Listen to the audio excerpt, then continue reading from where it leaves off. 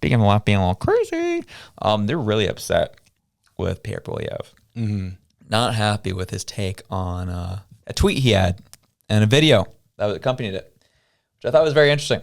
So he says, legalizing crack, banning plastic straws, welcome to Trudeau's wacko world. It's time to bring home the Canada we know and love. And this is a video he posted with this tweet. Trudeau and the NDP have basically, in practice, legalized crack, heroin, cocaine. It's funny. They want to ban gas-powered vehicles. They want to ban cars. They want to ban hunting rifles. But they want to legalize crack. They even want to ban plastic straws. If you're allowed to smoke crack, you just can't do it through a plastic straw. If you're going to smoke crack or snort cocaine, please do it in an environmentally responsible way with a paper straw. That is the rule. But my common sense plan will ban hard drugs and put the money into treatment and recovery to bring our loved ones home drug-free. The responses to this were, he's a liar.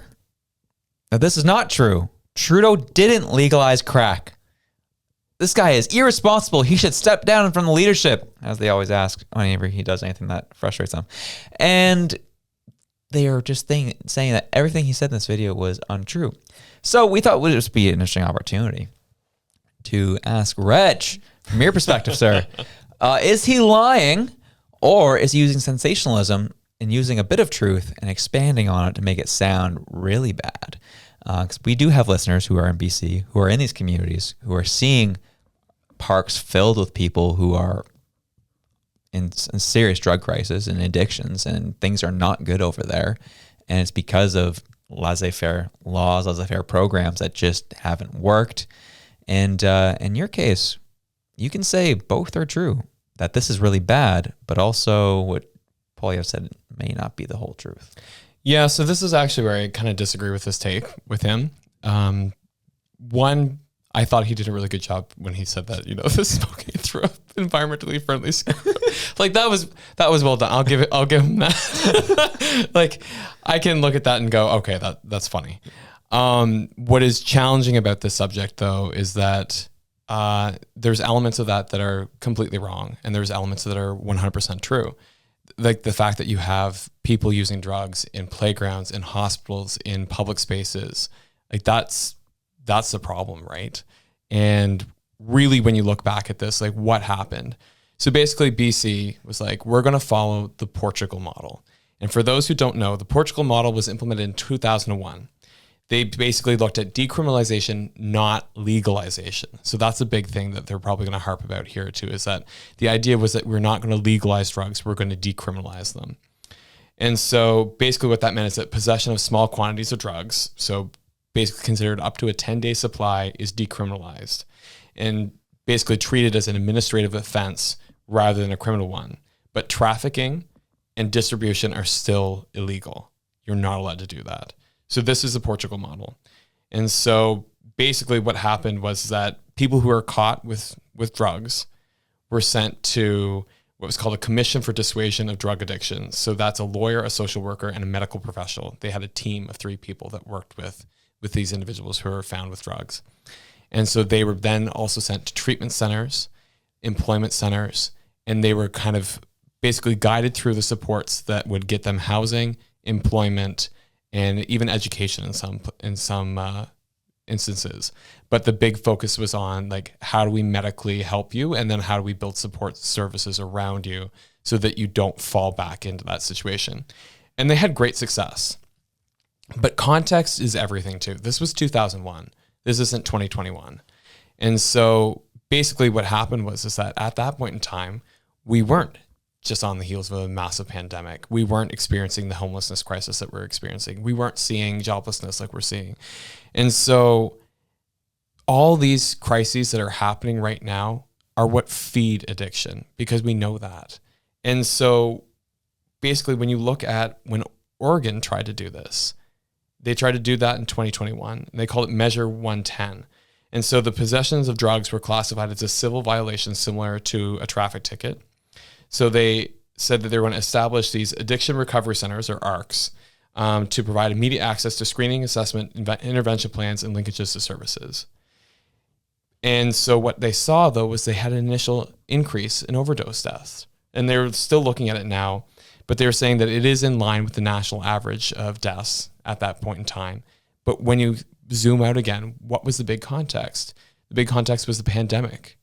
And so the other thing that they were criticized heavily for was they said, you told us that you're going to build these ARC centers, the addictions recovery centers, and they never built them, or the ones that they built were so far delayed. And so they decriminalized and, said this was going to be okay, but didn't provide the support services in time for people. And so basically you saw people go, okay, well, it's decriminalized now, I can use, and die. And so also too, they went, there's a pandemic going on, the world feels like it's ending, I've got nothing to offer, why not use drugs? So it's a problem of support services, a problem of purpose, a problem of context. And then you got BC, and in Canadian fashion, we did it haphazardly, where we did not provide the support services because we don't have them. If anybody who is not addicted or not experiencing mental health crises or not experiencing all these different things knows, you can barely get in to see a physician right now, let alone, the massive swath of individuals who are now addicted, who are in crisis. And it's a crisis that follows suit with economic conditions, with housing conditions, with access to medical professionals, with access to programs. Like all these things we know have gone downhill really quickly. When you see the amount of people who are using food banks right now, that does something to people's psyches, right? And sometimes people just want to just forget about it. And what happens is then they get addicted, and the drug supply right now we know is more toxic than it's ever been. And so then what they thought was maybe a dose that they could handle then becomes a lethal dose. So it's just, and then you have instances too where they were trying to do safe supply in BC, and safe supply is actually something I'm not really on board with. I don't know what you do with that right now. I don't have enough knowledge to form a good opinion. To me, I'm still kind of like sitting in that, and I don't know what to do with that. Decriminalization to me makes sense, because if you tell somebody who's already in the throes of addiction that now you're going to have a criminal record and good luck integrating into society when you couldn't do it before when you didn't have one, like that's just going to push them right back into drugs and addiction. So I think that's stupid. So the problem with what Pierre Poilievre is saying is that, like, I think that the intent of this could be good if it was done well, if it was done on a small scale, and if it was done with the right supports in place. And even then you'd still be fighting an uphill battle because of the mess that this country is in right now. And because nothing is disconnected. The drug crisis is related to the housing crisis, is related to the economic crisis. It's all connected. And so I think that working on infrastructure, working on the economy, working on making sure that people have access to secure food, all of that helps the drug crisis. It helps make it better, because when people have safe shelter, good jobs, and food on the table, they're not going out there for their next hit. And we know that based off of study of addiction. So I see it as kind of a cheap win for him to kind of throw that out there for people who are struggling and who are also being affected by those struggling with addiction. Because I'll be honest, like I see the tent cities around Halifax, and there's needles everywhere and people defecating in like the parks and things like that. And you're like, how do I bring my kids around that? How do I enjoy that space as well? And it's frustrating, it's disheartening, and it's unfortunate. But like I said, it's all connected. And so you can't do something like this if you don't support it well. And doing it in this haphazard way that they did kind of actually did a disservice to the fact that you could do it well, and they just didn't.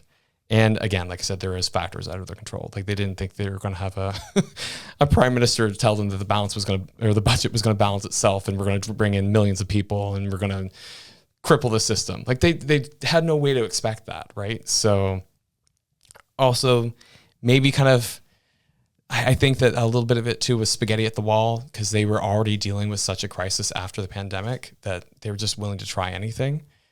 But it's disappointing, honestly. And I think that I was disappointed with that message from Poilievre, because I disagree with it, and I think that it sends the wrong message.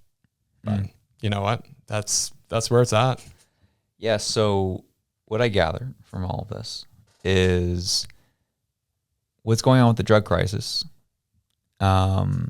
is, or more so what you talked about in terms of the safe supply or the decriminalization, more so you're getting at, is going to be in the same problem as the Liberal Party of Canada. Completely ruined by Trudeau, that no one's going to touch with a 10-foot pole for years and years to come. Yeah. Because it was done poorly, not well thought out, and done at a terrible time where you had more people who were more subject or had more potential for drug addiction because of stuff we're going through. And now we got all of our parks filled with craziness and things that we just don't want to see, unfortunately. But here we are. And that's kind of like, I 100% see, that's kind of what I'm seeing right now, is just this decriminalization, you know, if it was, as you said, smaller sample size, more thought through, figured out kind of what the steps were going to be between things, how you were going to move people through the system, through the program, this, that, the other. Like that could have maybe gone better. But no, you just kind of did a whole blanket experiment, didn't go well at a very tough time in our history of what we're going through. And now when Poilievre gets into power, that will be done away with. And I'll be curious to see what his solution is. I'll be honest. I'll be curious about how his government tries to address that issue in BC specifically, but as well across the country. But decriminalization is never going to be tried here again for at least 15 years after they get in power. It's just worth it. So they almost, people who are, you know, trying these new, you know, trying to spearhead these new ideas, like just think through what's going on and really try to have a very thoughtful idea of how you're going to approach it, because you could screw yourself for a good chunk of time. Yeah. And I think what's unfortunate too is just the fact that when you think about addictions and you think about what's happening with these folks, they're already in a vulnerable state. And then I blame the media again in this instance, where you have like them basically being told, somebody who's already in a vulnerable state where they might be down on their luck, they might be, you know, might have lost their job. And then we got the media screaming at them, the economy is terrible and the earth is burning right now. Like the world is going to end in the next 50 years because we decide to drive a gas powered car. Like, you know what I mean? Like this kind of stuff. And then they're just like, what's the point? You have to have people actually choose recovery. And if you're constantly screaming at people that everything's awful and the world's going to end, why would they choose recovery? Who cares? Like, you know what I mean? Like this is where I get so frustrated, and it's what we talked about last week about purpose and about community. And I often wonder too, I'm like, I know from personal experience what addiction and that does to a family.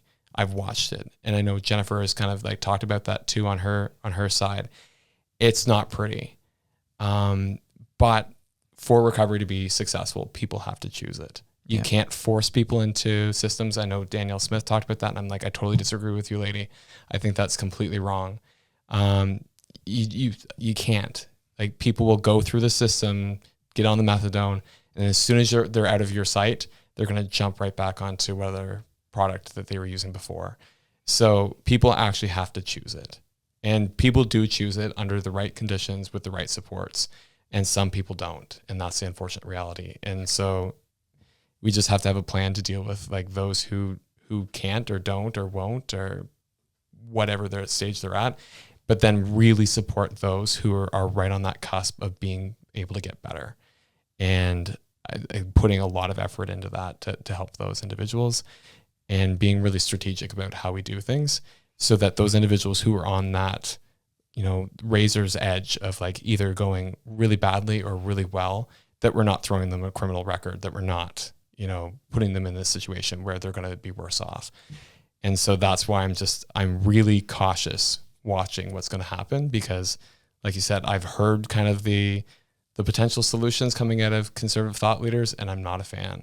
I'm still going to vote for Poilievre because he needs to fix the other things, because we're not going to get anywhere on addiction if we're still in such a crappy society, right?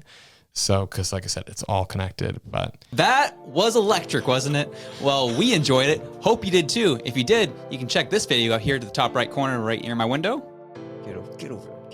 There it is. There it is right there. And if you liked that, you can also check this one right here. We love you. Have a good one. Peace out.